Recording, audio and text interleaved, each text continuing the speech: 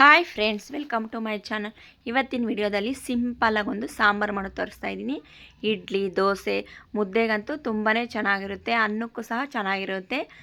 ನಮಗೆ ತರಕಾರಿ ಏನು ಇಲ್ಲದಿರೋ ಟೈಮಲ್ಲಿ ಏನಪ್ಪ ಮಾಡೋದು ಅಂದಾಗ ಈ ಸಾಂಬಾರು ಬೇಗನೆ ಮಾಡ್ಕೋಬೋದು. ಕಡಿಮೆ ಇಂಗ್ರೀಡಿಯೆಂಟ್ಸಲ್ಲಿ ಮನೆಯಲ್ಲಿರುವಂಥ ಪದಾರ್ಥಗಳನ್ನು ಸೇರಿಸ್ಕೊಂಡು ಮಾಡುವಂಥ ಸಾಂಬಾರು.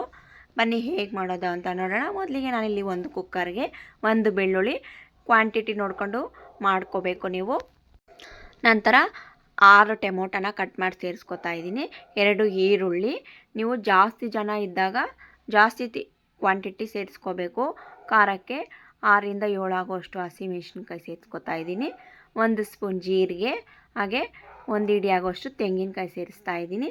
ತೆಂಗಿನಕಾಯಿ ಬೇಕಾದರೆ ಸೇರಿಸ್ಕೋಬೋದು, ಸ್ಕಿಪ್ ಮಾಡ್ಕೋಬೋದು ಬೇಡ ಅಂದರೆ. ನಂತರ ಅಗತ್ಯಕ್ಕೆ ತಕ್ಕಷ್ಟು ನೀರು ಸೇರಿಸ್ಕೊತಾ ಇದ್ದೀನಿ. ನಾನಿಲ್ಲಿ 1/4 ಲೀಟ್ರ್ ಆಗೋಷ್ಟು ನೀರು ಸೇರಿಸ್ಕೊಂಡು ಇದನ್ನು ನೀವು ಸ್ಟೀಮಲ್ಲಿಟ್ಟು ಬೇಯಿಸ್ಕೊಬೋದು. ಬೇಕಾದರೆ ರುಚಿಗೆ ತಕ್ಕಷ್ಟು ಉಪ್ಪು ಸೇರಿಸ್ಕೊಂಡು 1 ವಿಸಲ್ ಕೂಗಿಸ್ಕೊತಾ ಇದ್ದೀನಿ. ನೀವು ಬೇಕಾದರೆ ಹಾಗೇ ಬೇಯಿಸ್ಕೊಬೋದು. ಇದನ್ನು ತಣ್ಣಗಾದ ನಂತರ ಆರಿಸ್ಕೋಬೇಕು. ಒಂದು ಪ್ಲೇಟ್ಗೆ ತಣ್ಣಗಾದ ನಂತರ ಮಿಕ್ಸಿ ಜಾರ್ಗೆ ಹಾಕ್ಕೊಂಡು ರುಬ್ಕೋಬೇಕು. ಕಡಿಮೆ ಪದಾರ್ಥಗಳಲ್ಲಿ ಮನೆಯಲ್ಲಿರೋಂತೆ ಪದಾರ್ಥಗಳನ್ನೇ ಸೇರಿಸ್ಕೊಂಡು ಮಾಡೋದು. ತರಕಾರಿ ಏನು ಬೇಕಾಗಿಲ್ಲ ಇದಕ್ಕೆ. ಟೊಮೊಟೊ, ಈರುಳ್ಳಿ, ಬೆಳ್ಳುಳ್ಳಿ, ಹಸಿಮೆಣಸಿನ್ಕಾಯಿ ಇಷ್ಟು ಪದಾರ್ಥ ಇದ್ದರೆ ಆಗೋಯ್ತು, ಸಾಂಬಾರು ರೆಡಿ ಆಗಿಬಿಡುತ್ತೆ. ನಾವು ಇಡ್ಲಿ ಏನಪ್ಪ ಮಾಡೋದು ಅಂದಾಗ, ಇಡ್ಲಿಗೆ ಸಾಂಬಾರು ಯಾಗಪ್ಪ ಮಾಡೋದು ಅಂದಾಗ ಇದು ತಕ್ಷಣಕ್ಕೆ ಮಾಡ್ಕೊಬೋದು. ಮುದ್ದೆಗೂ ಸಹ ಚೆನ್ನಾಗಿರುತ್ತೆ. ಈಗ ಇದನ್ನು ತಣ್ಣಗಾದ ನಂತರ ಮಿಕ್ಸಿ ಜಾರ್ಗೆ ಸೇರಿಸ್ಕೊಂಡು ರುಬ್ಕೋಬೇಕು. ನುಣ್ಣಗೆ ರುಬ್ಕೋಬೇಕು.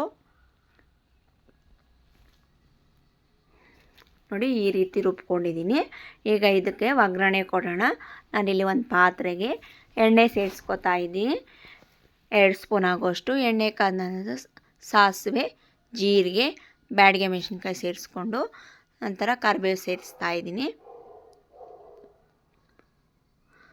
ಈರುಳ್ಳಿನ ಸಣ್ಣದಾಗಿ ಕಟ್ ಮಾಡಿ ಉದ್ದುದ ಕಟ್ ಮಾಡಿ ಸೇರಿಸ್ಕೊತಾ ಇದ್ದೀನಿ. 2 ಈರುಳ್ಳಿನ. ಈರುಳ್ಳಿ ಒಗ್ಗರಣೆಗೆ ಹಾಕೋದ್ರಿಂದ ರುಚಿ ಕೊಡುತ್ತೆ ಸಾಂಬಾರು. ಗೋಲ್ಡನ್ ಕಲರ್ ಬರೋವರೆಗೂ ಫ್ರೈ ಮಾಡ್ಕೋಬೇಕು. ರುಚಿ ನೋಡಿಕೊಂಡು ನೀವು ಬೇಕಾದರೆ ಉಪ್ಪು ಸೇರಿಸ್ಕೋಬೋದು. ಯಾಕಂದರೆ ಸಾಂಬಾರಿಗೆ ನಾವು ಬೇಯಿಸೋವಾಗಲೇ ಉಪ್ಪು ಸೇರಿಸಿರೋದ್ರಿಂದ ನೋಡ್ಕೊಂಡು ಸೇರಿಸ್ಕೋಬೇಕು. ನಂತರ ರುಬ್ಬಿರೋ ಅಂಥ ಮಸಾಲೆನ ಸೇರಿಸ್ತಾ ಇದ್ದೀನಿ. ಇದನ್ನು ಮಿಕ್ಸ್ ಮಾಡ್ಕೋಬೇಕು. ನೀರು ಸಹ ನಾನು ಎಕ್ಸ್ಟ್ರಾ ನೀರು ಸೇರಿಸ್ತಾ ಇಲ್ಲ, ಯಾಕಂದರೆ ನಾನು ರುಬ್ಬೋದಕ್ಕೆ ನೀರು ಸೇರಿಸ್ಕೊಂಡಿಲ್ಲ. ಟೊಮೊಟೊ ಬೇಯಿಸಿರೋ ನೀರನ್ನೇ ಮಿಕ್ಸ್ ಮಾಡ್ಕೊತಾ ಇದ್ದೀನಿ. ನಿಮಗೆ ಜಾಸ್ತಿ ಬೇಕು ಅಂದರೆ ಕ್ವಾಂಟಿಟಿ ಜಾಸ್ತಿ ನೋಡಿಕೊಂಡು ಸೇರಿಸ್ಕೋಬೇಕು. 1-2 ನಿಮಿಷ ಕುದಿಸ್ಕೊಂಡಾದ ನಂತರ ಕೊತ್ತಂಬರಿ ಸೊಪ್ಪು ಸೇರಿಸ್ಕೋಬೇಕು. ಬಿಸಿ ಬಿಸಿ ಅನ್ನಕ್ಕೆ, ದೋಸೆ ಮತ್ತು ಇಡ್ಲಿಗಂತೂ ತುಂಬಾ ಚೆನ್ನಾಗಿರುತ್ತೆ.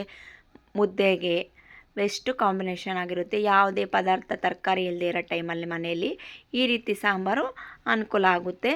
ತಕ್ಷಣಕ್ಕೆ ಮಾಡ್ಕೋಬೋದು. ನೀವು ಸಹ ಟ್ರೈ ಮಾಡಿ. ಹಾಗೆ ನೀವು ಹೇಗೆ ಮಾಡಿದ್ದೀರಾ ಅಂತ ಕಾಮೆಂಟ್ ಮಾಡಿ. ಫಸ್ಟ್ ಟೈಮ್ ವಿಡಿಯೋ ಯಾರ್ಯಾರು ನೋಡ್ತಾ ಇರಲಿಲ್ಲ ನನ್ನ ಚಾನಲ್ನ ಮಿಸ್ ಮಾಡಿದ್ರೆ ಸಬ್ಸ್ಕ್ರೈಬ್ ಮಾಡ್ಕೊಳ್ಳಿ, ಹಾಗೆ ಸಪೋರ್ಟ್ ಮಾಡ್ತೀರಿ. Thank you friends.